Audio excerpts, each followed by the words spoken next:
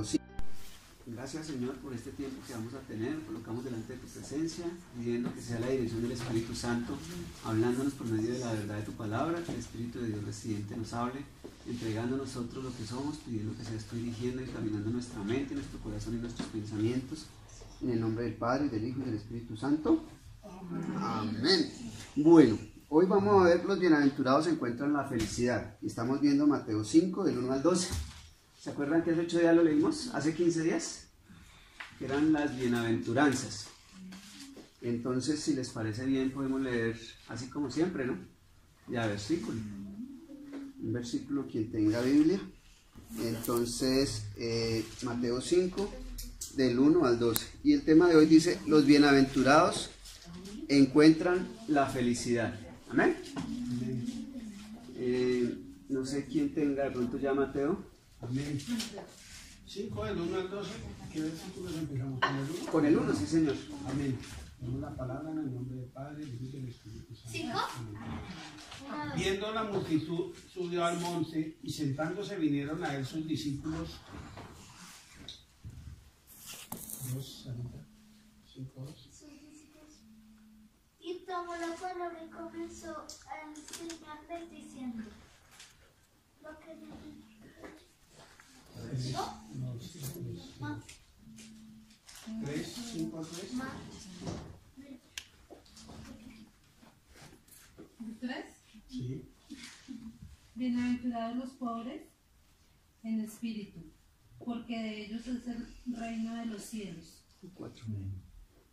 4. Bienaventurados los que lloran, porque ellos recibirán consolación. Bienaventurados los mansos, porque ellos recibirán la tierra por heredad. Bienaventurados los que tienen hambre y sed de justicia, porque ellos serán saciados. 7. Afortunados los que tienen compasión de otros, porque Dios también tendrá compasión de ellos. Afortunados los que tienen corazón puro, porque ellos verán a Dios. 9. Bienaventurados los pacificadores, porque ellos serán llamados hijos de Dios. Bienaventurados los que padecen persecución por causa de la justicia, porque de ellos es el reino de los cielos. El 11. Bienaventurados sois cuando por mi causa os vituperen y os persigan y digan toda clase de mal contra vosotros mintiendo. 12. Gozaos y alegraos, porque vuestro galardón es grande en los cielos, porque así persiguieron a los profetas que fueron antes de vosotros. Amén. Sea Dios hablándonos por medio de su Santo Espíritu. Bueno, la vez pasada vimos las bienaventuranzas y ya sabemos que es una bienaventuranza, ¿cierto? ¿Qué significa bienaventurado? ¿Qué es bienaventurado? ¿Qué creen que es bienaventurado? Una bendición. Una bendición. Bendecido, dichoso. Doblemente bendecido. Doblemente bendecido. Mire la versión de las niñas que decía. Afortunados. Afortunado. Y entonces resulta que son personas que tienen una gracia especial. Y cada una de las bienaventuranzas le da a uno como, uy, esta persona tiene algo bueno, ¿cierto? Algo que es interesante. Le da como una cierta felicidad, está viviendo tranquilo. Empieza a decir de pronto, los que son pobres en espíritu, habíamos hablado de la humildad. Habíamos hablado de la persona que se exalta y saca pecho y no realmente no es una persona que está feliz, porque está mirando cómo compite con los demás. Mientras que la persona que de pronto está centrada y aterrizada en su ser, de pronto le va mejor. Estamos hablando también, por ejemplo, de los bienaventurados que son mansos, porque pues van a recibir la tierra por heredad. Y vimos que lo que es ser manso no se adquiere de una. O sea, hemos dicho que Moisés había sido un hombre manso, ¿cierto? El hombre más manso sobre la tierra. El más manso sobre la tierra fue el que mató al egipcio. Que mató al egipcio y le pegó le dio una tunda al egipcio, entonces pues lo mató y le tocó salir corriendo. Habíamos hablado también, bueno, de los que tienen hambre y sed de justicia. Habíamos hablado de las personas que de pronto quieren hacer todo bien, pero que hay veces como que necesitan también ese alimento, ¿no? Que hay que cuidar el organismo humano, porque si nosotros dejamos de comer ¿qué le pasa a los riñones? Se enferman, y la persona que deja de comer, deja de alimentarse, pues va a tener el problema de que va a desnutrirse, que de pronto puede llegar hasta morir, y así es espiritualmente. Nosotros necesitamos cultivar de pronto también nuestro ser interior, o sea, el espíritu, la parte espiritual del hombre, el alma, también necesita ser alimentada. Nosotros tenemos anhelos en el corazón, digamos un sueño, algo que uno quiera, cualquiera de ustedes, un sueño que tenga, una esperanza. Irme a intercambio. Si aprovecho la cuña para irse de intercambio, por ejemplo, ese es un sueño. ¿Y cómo viajar a conocer el mundo? Claro. ¿Cómo se logra ese sueño? Poco a poco, siendo juiciosa. Por ejemplo, un sueño. Pues por el momento uno en corto plazo se está trabajando en una buena empresa. Irme con Marcela, diga. No vende paje de armas. Eso, entrar a trabajar. ¿Y cómo se consigue entrar a trabajar en una buena empresa? Pues como tal, tener buenas referencias, pero también dar como una buena parte de sí mismo en la universidad, tratar de hacer los trabajos. Exacto, así se consigue poco a poco. Entonces, ¿cuánto le costó a Moisés conseguir esa mansedumbre? Después de que mató al egipcio, ¿cuánto duró por allá en el desierto? Hizo el curso de ovejas. 40 años por allá cuidando ovejas, y para eso de una vez consiguió suegro y consiguió suegro, consiguió esposa, consiguió de todo, ¿no? Y sacar ese espíritu de mansedumbre para después liderar a un pueblo. Y yo creo que ellos se acordaban, ese fue el que mató al egipcio. Yo creo que era duro para él. Y él, o sea, ¿cómo agachar cabeza después de que él había sido lo que había sido, y resulta que le tocó dirigir a esa gente y pues era el líder espiritual? Pero mire cómo Dios lo respaldó. Dios lo respaldó de una manera sobrenatural. Bueno, vimos los misericordiosos. ¿Qué es ser misericordioso? ¿Qué es ser misericordioso? Compasivo. Compasivo, colocarse en el lugar del otro y ayudar. No solo sentir, sino ayudar. Va combinado, ¿no? Eso, ponernos en el lugar de otro, ¿no? Pues de pronto no lo tocamos mucho, pero ponernos en el lugar del otro. Darle a los demás lo que uno quisiera para uno, y aún más, darle a los demás lo que Dios quiere para esa persona. Verlos como hijos de Dios, tornarnos de la parte del amor fraterno, que es de hermanos, a como verlos como un hijo, como Dios los vería. Digamos, si nosotros los que tenemos hijos, uno quiere lo mejor para los hijos. Claro, uno quiere que se haya de intercambio, pero entonces pues hay que mirar a ver cómo hace. Entonces ese es un punto. Y ahora seguimos. Entonces, bueno, exactamente. Ahí vamos siguiendo poquito a poquito. Los que tienen hambre y sed de justicia. ¿Alguno de ustedes ha experimentado qué es hambre o qué es sed? Los que tienen hambre y sed de justicia. ¿Qué es hambre? ¿Qué es tener hambre? ¿Alguno de ustedes ha experimentado? Una carencia, una necesidad que tiene uno. Sí, sed. Mi alma tiene sed de ti. Así como brama el ciervo por la palabra de Dios, así clama por ti, oh Dios, el alma mía. Así como brama el ciervo por las aguas, así clama por ti, oh Dios, el alma mía. Cuando uno tiene sed, cuando uno está en el desierto, ¿qué es lo que se desea encontrar? Una gota de agua. Agua, alimento, ¿cierto? Entonces, ¿y cómo se sacia uno? ¿Cómo sacia uno esa sed? Porque usted puede estar al lado del oasis. ¿Qué necesita hacer? Toma. Necesitamos.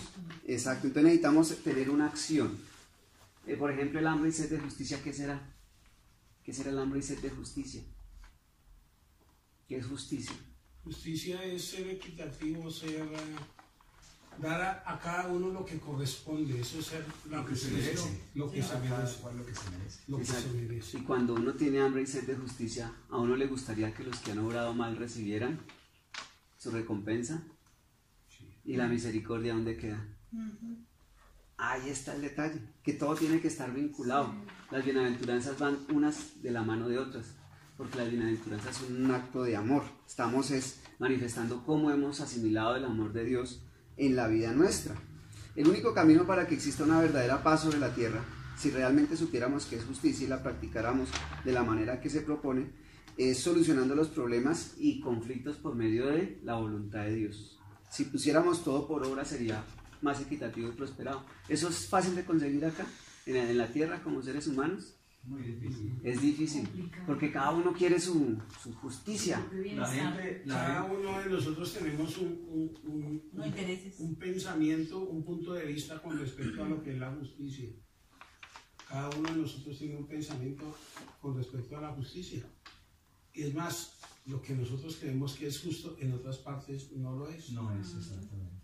Y uno diría, o lo que hacen en otras partes, uno considera que no es lo correcto, no es lo justo. No debería ser de esa manera. Y eso está muy relacionado con la parte cultural. Exacto. Entonces, otra situación cuando se habla de justicia es el desprestigio de una rama judicial donde ha sido permeada por la corrupción.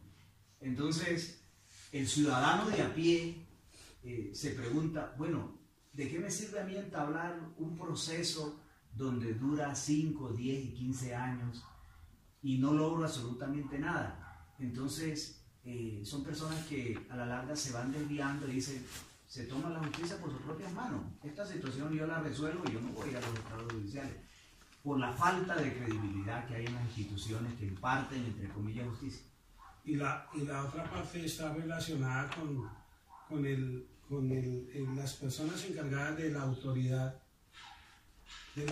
como tal, no hacen respetar los derechos de las personas. Entonces, eso hace que,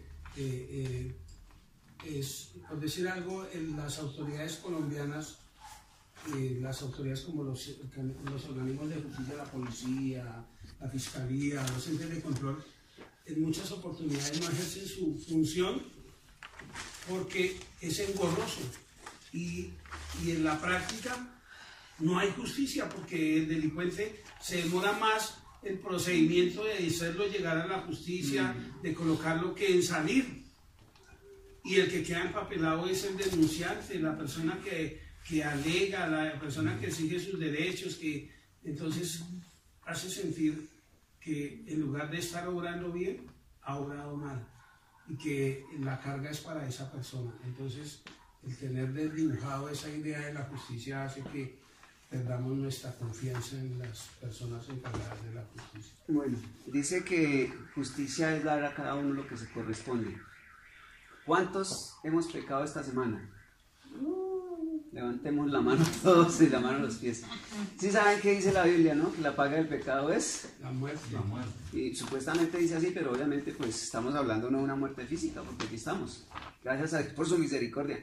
Es muerte espiritual, pero espiritualmente es como estar apartados de Dios. Es la separación de Dios. Pero entonces, ¿qué ocurre? Que nosotros necesitamos restaurar esa relación. ¿Y cómo lo hacemos nosotros? Si lo que recibe supuestamente la justicia, diría, si tomamos radicalmente la palabra, uy no, entonces ya estamos lejos, estamos muertos. No, Dios tiene misericordia y está pegado, están unidas las dos. Entonces esa es la rectitud de Jesús. Él quiere que nosotros tengamos esa hambre y esa sed de justicia, pero esa rectitud positiva, es decir, que asimilamos dentro de nuestro interior el proceso de que sabemos que hay cosas que no deben pasar y que empecemos a buscar más bien querer hacer lo que sí es agradable ante los ojos de Dios, que es su voluntad. Entonces ya empezamos a decir, ya no quiero hacer esto porque no está bien. Entonces yo le pido perdón a Dios y hay forma de restaurar y de restablecer esa relación, porque Él nos ha regalado ese don de podernos reconciliar con Él. Entonces esa es la manera en que nos saciamos de justicia, hambre y sed de justicia, cuando empezamos a acudir a la fuente de la justicia. Y la única fuente que justifica nuestros pecados delante de Dios, ¿quién es? Jesús. Entonces, cuando nosotros tenemos hambre y sed de justicia, estamos diciendo hambre y sed de lo que Jesús representa para mí, de lo que Él hizo por mí, de que Él se entregó, y Él no nos está diciendo, no harás. Ustedes, si se dan cuenta, los mandamientos Jesús los resumió de una manera diferente. Amarás a Dios con todo, con toda tu alma, con toda tu mente, con toda tu fuerza, y amarás a tu prójimo. Ahí donde está el no harás. ¿Cómo le dará a uno hambre de algo que no harás? ¿Sí? Es que la presentación que se le dio al pueblo anteriormente era por la cultura de ellos, precisamente. No harás, no matarás, ¿sí? Pero ahorita Jesús nos está presentando algo bonito. Nos está presentando que Dios también es Padre, que no es solamente un Dios que juzga, no, al contrario, Dios es un Padre que nos ama Cuando un hijo la embarra y pide cosas que de pronto no son, o de pronto está haciendo cosas que uno sabe, uno como papá, ¿qué hace? Corrige. Sí. Alguna vez uno ha hecho alguna embarrada también y uno también tuvo papás, o los tiene, y ellos también como lo tratan a uno. Los castigan, ¿no? Sí, lo corrige, pero también de pronto le da una oportunidad, o será que ya cerrada las puertas totalmente. No, perdón. Corrige, sí, Perdona. Perdón. Así es el carácter y el amor de un padre. Entonces Jesús quiere que nosotros veamos a la vida espiritual también, ya no como un niño asustado, al contrario, Dios quiere que nos vaya bien, que hagamos todo lo bueno. Eso es lo que Dios quiere, que nosotros alcancemos eso, alcancemos ese nivel de amor, de tal manera que nosotros ya lleguemos a decir, estoy cumpliendo la voluntad de Dios. En el proceso vamos aprendiendo que hay equivocaciones que de pronto han pasado, pero pues que no las vamos a volver a cometer o que no queremos volver a cometerlo. Y eso es lo que el Señor nos está pidiendo, que nosotros empecemos poco a poco a asimilar y volvernos bienaventurados. Es un proceso. ¿Sí me hago entender? Sí, es una forma de alimentarse. Exactamente. Esa es la forma de alimentarse. Poquito a poquito, corto pero sustancioso. Esta es la manera de alimentarnos, porque necesitamos pues crecer en esa área. Bueno, dice los misericordiosos. ¿Qué es misericordia? Tenemos que colocarnos en los zapatos del otro, en la situación del otro. ¿Está vinculado con el hambre y sed de justicia? Sí. ¿Están unidos en el amor fraterno y en el amor paterno? Quiere justicia, pero ¿cómo quiere? Quiere ir cortando cabezas, pero acuérdese que si vamos cortando cabezas, usted también tiene que poner la suya. Es que hambre y sed de justicia se puede interpretar de dos maneras, ¿no? De cómo está nuestro corazón. Porque si tenemos un corazón lleno de pronto de rabia y resentimiento, esa hambre y esa sed de justicia no es buena. No es buena. Pero si tenemos cosas buenas en nuestro corazón y somos misericordiosos, esa hambre, esa sed de justicia es para beneficio de nuestro prójimo. ¿Sí? Por eso, ser misericordioso, porque así somos justos. O vemos una persona, o no sé, el prójimo está en circunstancias donde le podemos ayudar. Esa justicia es diferente, porque tenemos esa necesidad, es la misma necesidad, pero con el corazón limpio y bueno, no con rencor y con rabia y con venganza. Entonces creo que se interpreta diferente. Ahí se beneficiarían las dos partes, ¿no? Exacto. Yo creo, Sí, pero si no... yo creo que es como la condición que estaba hablando antes del Padre Nuestro, y como que si usted quiere que lo perdonen, tiene que perdonar. O sea, y si usted quiere que tengan misericordia con usted debe tener misericordia con los demás. Es como, eso sí es una condición, porque dice, bienaventurados los misericordiosos, porque ellos alcanzarán misericordia. O sea, en la medida en que usted sea misericordioso con otra persona, con usted también van a ser benévolos. O sea, si usted es a rajatabla, a rayón quizá, o que como fue, así mismito lo van a juzgar a uno. Entonces es como que mejor digo, acuérdese que todos nos equivocamos, que todos pecamos, que todos tenemos nuestras necesidades y a veces somos rebeldes o desobedientes. Entonces mejor es que no pida que sea el extremo, el juicio es más el castigo más severo, porque cuando usted tenga la misma situación, de la misma manera va a ser castigado. Eso es lo importante, que aprendamos el carácter amante del Padre. Esa es como la segunda reacción del amor paterno. Está describiendo a Dios de una manera tan grande, tan amplia, que Él no importa que nosotros nos equivoquemos. Él no está en un cuaderno anotando, este pecó, rayita, lo borro, este volvió y se reconcilió, lo vuelvo y lo anoto. No, Él es amplio en perdonar, Él es grande, su misericordia, la bondad, el amor es muy grande para Dios. Él nos ama de una manera tan grande que Él básicamente nos está empezando a aliviar un poquito, poco a poco, esas falencias, porque Él muchas cosas de las que nosotros dentro de nuestra religiosidad consideramos de pronto un pecado terrible, Él las considera el proceso en el que está creciendo ese bebé espiritual hasta volverse mayor. Muchas embarradas para aprender a montar cicla, cuántas caídas tuvimos que tener. raspones, y aún no se acuerda, pero sin embargo aprendimos. Entonces Dios quiere eso. Obviamente no quiere que nos quedemos patinando en el hueco, en el lodo, sino que Él quiere sacarnos y echarnos para adelante. Con las llanticas. Exacto. Entonces la misericordia nace precisamente de la bondad y del amor. Necesariamente tiene que haber alguien bueno y alguien que nos ame para tenernos misericordia. Pero si nosotros estamos sentados en nuestro curubito y miramos a los demás con ese dedo inquisidor, ¿cómo vamos a poder ser buenos y amar? Estamos dejando, todas las bienaventuranzas están ligadas una con otra. Es decir, nosotros no podemos decir yo soy pacificador sin haber aprendido a ser misericordioso. O uno no puede decir yo tengo sed de rectitud sin haber aprendido a amar realmente, a llorar, a tener humildad, un pobre espíritu. Eso, lo importante es eso, que nosotros aprendamos. Esa es la manera en que Dios administra la justicia. La justicia de Dios se administra atemperada por la misericordia. Y eso es lo que llamaríamos en el lenguaje de nosotros la equidad. Dios es equitativo, ¿sí? No nos da lo que merecemos inmediatamente, nos da oportunidades. ¿Qué le pasó a Judas cuando eso llegó y Judas llegó y lo señaló? ¿Qué le dijo? Amigo, con un beso vienes a entregar al Hijo del Hombre. Aún le dio oportunidad, le dijo amigo, ya sabiendo que lo había vendido. Pedro, después de que lo había negado allá. Exacto. Entonces, eso es penetrante. Entonces nos invita a que nosotros también empecemos a poner por obra nuestra actitud. Decimos que somos cristianos, pero desafortunadamente la gran mayoría de los cristianos no tenemos nada de misericordia con los demás. No deberíamos mirar a los demás porque es que realmente los vemos con un ojo, porque en el otro ojo tenemos una viga grandota. Y resulta que para sacarle la pajita que los otros tienen en el ojito, y resulta que nosotros no tenemos porque tenemos una viga muy grande. Y nos hemos atrevido a eso, y por eso es que hay mucha gente que no le camina a los que se llaman ser cristianos. Y así no debería ser. Al contrario, si uno está manifestando a Cristo debería mostrar todo esto bonito, el amor, la bondad.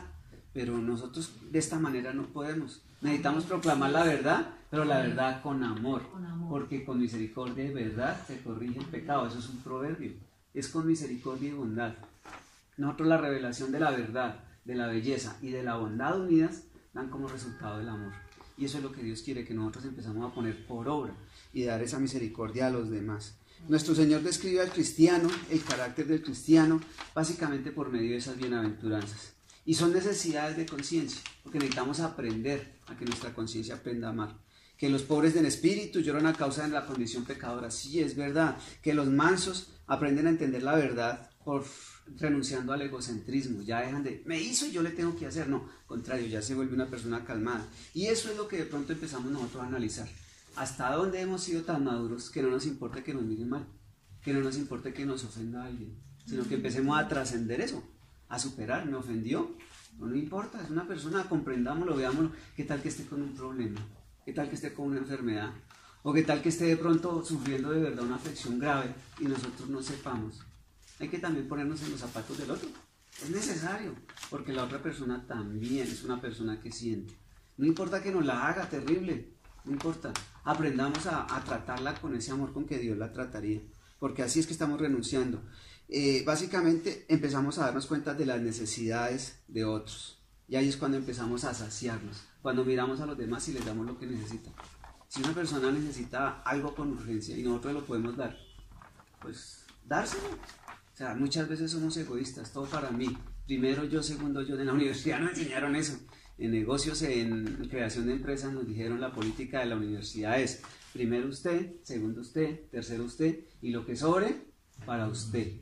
Todo, primero yo, segundo yo, tercero yo, y lo que sobre para mí. Eso nos lo enseñó nuestro profesor, y resulta que yo veo que es la visión del mundo, que es aparte de lo que Dios quiere. Al contrario, la regla de por tres de el capitalismo salvaje, el 3 por yo. Pero entonces ahí nosotros pasamos de eso a volvernos ya del puro corazón, y es eso, cuando nuestro corazón se purifica, ya estamos viendo es con el corazón de Dios.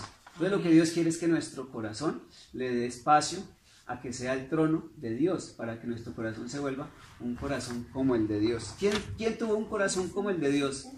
David. Jesús, David. Jesús pues fuera de serie porque es Dios, hombre, pero David Y Jesús y David siendo un hombre con el corazón conforme al corazón de Dios, ¿ustedes saben todo lo que hizo?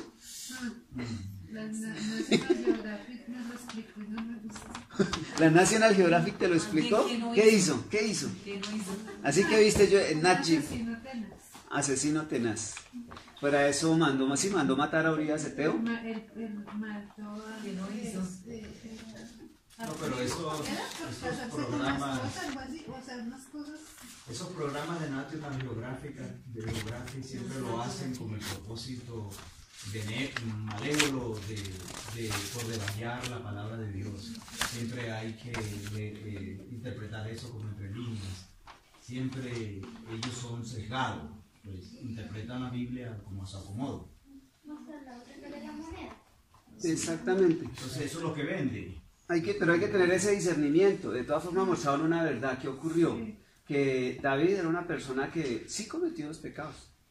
Pero Dios, que le dio oportunidad o no le dio oportunidad al final de sus días. Él se arrepintió de corazón. Claro. Y si es verdad, ellos quieren desprestigiar lo que es la palabra de Dios, lo que utilizan. Pero resulta que de todas formas, si uno se entera, ¿tú sabías antes lo que había hecho David? Por lo menos te diste luz. Y sin embargo, imagínate que la Biblia dice que él era conforme al corazón de Dios. Quiere decir que la misericordia de Dios es mucho más grande. ¿Y cómo se le purificó el corazón a David después de haber hecho? Se le murió el niño, siguió orándole a Dios que lo perdonara. Bueno, al final terminó. Igual como muchas personas de la Biblia ha pasado eso, ¿no? Que desde que haya arrepentimiento, pues hay perdón y Dios da la oportunidad, ¿no? Exacto. Entonces les permitió limpiar su corazón. Para eso, Dios nos permite reconciliarnos. Resulta que David no pecó solo una vez. Entonces él escribió varios salmos. Ustedes ven el Salmo 51 y él lo que hizo fue pedirle perdón a Dios. Ten piedad de mí, oh Dios, conforme a tu misericordia, conforme a la... O sea, le dijo, yo he pecado, contra ti solo he pecado, porque he hecho lo malo delante de tus ojos. Y aún dice, mis huesos, o sea, ni siquiera se sentía bien. Mientras estuve callado. Exactamente, mientras callé envejecieron mis huesos. Pero ahora acudo a ti, lávame, purifícame, seré limpio, lávame y seré blanco como hisopo, ¿sí? Entonces, nosotros tenemos esa oportunidad, el Salmo 32, bienaventurado el varón al que se le ha perdonado su pecado. Pues, sí, la embarramos, listo, pero podemos pedirle perdón a Dios, que nos guarde, que nos limpie, y ahí nos vamos purificando y nos volvemos limpios de corazón. ¿Qué es tener un corazón limpio? ¿Qué es tener un corazón limpio? Ya no tomar salchicha, ya no comer perro caliente. Un corazón limpio es un corazón que esté dispuesto a darle gracias a Dios, o esté dispuesto a estar en comunión con Dios. O sea, de acuerdo a lo que a hacer las cosas que Dios quiere que hagamos. Eso es un corazón. ¿Y qué es el corazón entonces? Para nosotros, ¿cómo entendemos la palabra corazón? Hay dos corazones. A ver. El sentimental y bueno, el que tenemos por acá que saca la sangre. Exacto, el físico, pero estamos hablando entonces del sentimental. ¿Qué cubriría ese corazón que tú llamas sentimental? ¿Qué cubre el corazón? Las emociones. Las emociones. De pronto también cuando te entrego mi corazón. ¿Qué es? Sentimientos. Sentimientos. Nuestros sentimientos, nuestros pensamientos y nuestras acciones. Entonces, ahí es donde nos demostramos que tan limpios somos. Exactamente. Nuestros pensamientos y nuestras acciones.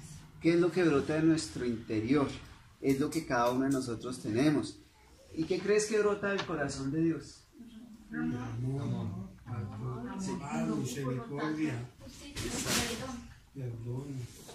Listo. Y si nosotros le damos nuestro corazón al corazón de Dios, Él va transformándolo y empieza a darnos esas acciones que agradan a Dios. Ustedes saben cómo es la formación del carácter, alguna vez lo vimos, ¿cierto? ¿Cómo surge primero una idea? ¿De dónde sale esa idea? De nuestra mente, está vinculada también a como la parte de nuestra personalidad, de nuestro ser. Y esa idea nosotros la concebimos, la alimentamos y entonces esa idea la convertimos de pronto ya redondeada, en una acción. Actuamos, ¿sí? Y esa acción, buena o mala, nos da alguna consecuencia. Entonces, si esa acción es mala, estamos cometiendo ya algo que no está bien, Y si lo hacemos una vez, si nos arrepentimos y paramos, de pronto está bien, porque ya no seguimos en eso. Pero si continuamos con eso, se nos vuelve un hábito. Y el hábito es algo que repetimos y lo que forma nuestro carácter. Entonces nosotros tenemos que tener mucho cuidado con lo que volvemos un hábito en nuestras vidas. Y la idea de limpiar nuestro corazón y tener un corazón limpio es que más bien volvamos los hábitos malos, los dejemos y empecemos a adoptar hábitos buenos. Vamos a la parte de la salud. Nosotros nos sentamos, prendemos el televisor y no caminamos. Y nos quedamos sentados en el televisor 5 horas. Eso es un hábito, ¿cierto? ¿Y es un hábito bueno o malo? Malo. Exacto. Ahora, volvamos un hábito bueno. Saquemos 10 minutos para darle la vuelta al parque. Una vez al día. Y hagámoslo todas las semanas, todos los días. Todos los días. ¿Es un buen hábito? Sí, claro. Exacto. Entonces, Y más tiempo, es mucho mejor. Que tú dediques 30 minutos, sería más benéfico para la salud. Exacto. Entonces empezamos a cultivar los hábitos saludables. Entonces, si nosotros cambiamos un hábito malo por un hábito bueno, empezamos a limpiar nuestro ser, porque nos beneficia físicamente, nos da oxígeno, nos bendice, nos da bendición, ¿cierto? Entonces, asimismo, espiritualmente Dios quiere que cambiemos los hábitos desagradables por los hábitos que son buenos delante de su presencia. Así es que se ve un limpio corazón. Y así es que nosotros por medio de eso empezamos a tener en nuestras emociones, en nuestra ser, en nuestra voluntad, básicamente la confianza en el buen camino. ¿Y cuál es el buen camino? El que nos marcó Jesús, ¿no? Yo soy el camino, la verdad y la vida. Entonces, ¿cómo vamos a conocer cuáles son los hábitos buenos? Mirando la vida de Jesús. La vida y las enseñanzas de Jesús. Las bienaventuranzas es eso, las enseñanzas de Jesús. Entonces pongamos eso en el filtro de Dios. Esto lo haría Dios, esto no lo haría Dios. Y miremos a ver si no lo haría, ¿cómo podemos hacer nosotros para no hacerlo? Aunque nos cueste. ¿Sí? Entonces ahí es que empezamos nosotros a poner ese filtro y empezamos a darnos cuenta que poco a poco estamos viéndonos más cercanos a Dios. Y muy probablemente después de que partamos de este mundo vamos a llegar a ser libres de nuestra calidad de haber cometido pecado, sino que más bien estemos permanentemente en la presencia de Dios y lleguemos a Él, lleguemos a su palabra. ¿Sí? Entonces eso, limpiar nuestro corazón, ver a los semejantes, no malcriándonos, sino más bien con el amor paterno, el propósito de que nosotros seamos verdaderamente buenos, como un padre, como una persona agradable delante de la presencia de Dios. Entonces, básicamente ese es el concepto. El consejo de Dios es ser vaciado de sí mismo para ser lleno de la esencia de Dios por medio de arrepentirnos por medio de su palabra y del Espíritu Santo. Que el Espíritu de Dios nos acompañe, nos dirija, encamine nuestra vida y que sea su propósito hablándonos para bendición. Que si nosotros tenemos algo que cambiar, pues lo cambiemos. Y pues eso sí es algo que normalmente se debe hacer en estos grupos y es preguntar si nosotros tenemos esa paz de Dios o hemos recibido la paz de Dios. ¿Cómo se recibe la paz de Dios? Mediante confesar a Jesús en nuestro corazón. Todos lo sabemos. Que si confesamos en nuestra boca que Jesús es el Señor y creemos en nuestro corazón que Dios lo levantó de los muertos, recibimos la salvación. Cuando nos muramos, ¿a dónde nos gustaría ir? ¿Cómo es tu nombre? Dominic está toda risueña todo el día. Hágame un favor, Dominic, y me cuenta, ¿a usted le gustaría ir al cielo? La separen. Pues, ¿Sí? ¿Te gustaría ir al cielo después de que partieras de esta tierra? Sí. Jimena, ¿a dónde te gustaría ir cuando partas de este mundo? Al cielo. Bueno, ¿y cómo se va al cielo? ¿Cómo crees? Como tú lo dices, ¿no? Orando de buen corazón como tal. Y al igual que nosotros, o sea, estar puro como tal en el alma. En el corazón. ¿Sabes quién le da a uno pureza de corazón? El único que le da a uno pureza de corazón se llama Jesús. Por eso dice la Biblia, si confiesas con tu boca que Jesús es el Señor y crees en tu corazón que Dios lo levantó de los muertos, recibirás salvación. Eso es, la vida eterna es salvación. Nosotros no podemos recibirla por las buenas obras. Nosotros la recibimos cuando le entregamos nuestra vida a Jesús.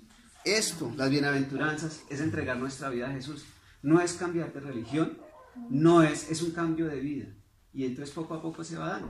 Obviamente que pues, cualquiera de nosotros, si nos ponemos a analizarnos, cada uno de nosotros tiene errores. Pero si logramos hacer eso, logramos encontrar ese camino, podemos decir, oiga, sí, recibí la salvación por medio de Jesús. ¿Sí? Entonces, yo la invitación que hago es por medio de esta charla pequeña, es que aprendamos a ejercitar un poquito más estas bienaventuranzas y que si en algún momento necesitamos o creemos que necesitamos esa salvación, le entreguemos nuestra vida, nuestra mente y nuestro corazón a Jesús por medio de entregarle, de reconocerle y de decir, Señor, yo creo en ti, yo soy tu hijo. Entonces cuando uno cree, dice que a los que le recibieron, a los que creen en su nombre, les dio el privilegio de ser hechos hijos de Dios. Básicamente es eso. Entonces, si de pronto tú quieres hacer esa oración de decirle, yo creo que soy un hijo, una hija de Dios, tú lo puedes hacer con tus palabras en cualquier momento diciendo, Señor, yo creo que soy un hijo de Dios, recibo a Jesús en mi corazón, y con eso podemos terminar. Podemos recibir lo que se llama la vida eterna. La vida eterna es eso. La vida eterna es decir, ya nos vamos para el cielo por medio de creer en Jesucristo. Entonces yo los invito a que oremos, que apliquemos esto por medio de la oración en nuestra vida, y que ya finalizando, para que podamos cerrar el GCI de una buena manera, pidámosle a Dios que nos enseñe a ser bienaventurados, porque eso es un proceso, no es instantáneo. Bueno, amado Dios, Señor, gracias por este momento, por tu presencia, por tu paz y por tu misericordia. Gracias porque tú estás acá guiándonos y dirigiéndonos. Te pido por cada uno de nosotros, en especial por las invitadas de hoy, Jimena y Dominic, que llegaron, Señor, y pues han recibido el mensaje. Pedimos que seas tú sembrando en sus corazones lo que conviene, y que seas tú encaminándoles en bendición, guardándoles, Señor, y que seas tú revelándote a cada una de ellas conforme a tu propósito, a tu verdad y a tu voluntad, Señor. Ahora, Señor, cada uno de nosotros que pueda poner por obra, Señor, lo que tú nos has enseñado, que seas tú cerrando esta palabra en nuestros corazones, guardándola, y que podamos, Señor, encaminar, Señor, para bendecir y ser de bendición a futuro, Señor, y para la gloria tuya. Gracias, Padre Santo, porque todo, Señor, la palabra nunca se va vacía, sino que cumple el propósito para el que tú la has enviado, y pedimos que seas tú guardando, Señor, cada uno de nuestros corazones para poderla poner por obra en todo momento, en todo lugar, aún con las personas, Señor, que nosotros sabemos que necesitan de ti. Nos colocamos delante de tu presencia, te agradecemos y te bendecimos, Señor, para bendición, para la gloria y honra de tu santo nombre. En el nombre del Padre, y del Hijo, y del Espíritu Santo. Amén. Y amén. Y amén. Bueno, básicamente ese era el mensaje.